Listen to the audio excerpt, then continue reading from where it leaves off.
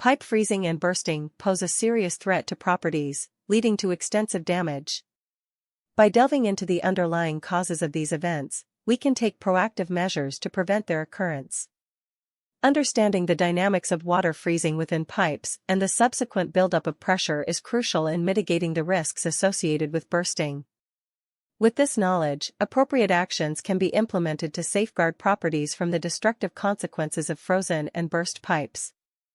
The process of water freezing inside pipes results in the expansion of its volume, exerting immense pressure on the inner walls of the pipes.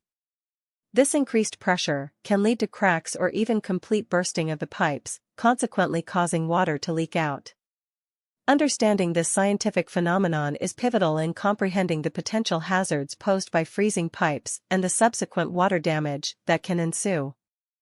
Pipe freezing commonly occurs in low temperatures, particularly when the mercury drops below the freezing point.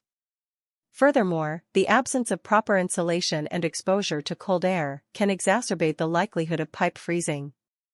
Understanding these common causes is essential in undertaking preventive measures to avert the risks associated with frozen pipes and potential water damage. Burst pipes can lead to significant water damage within a building, affecting not only the structure but also its contents.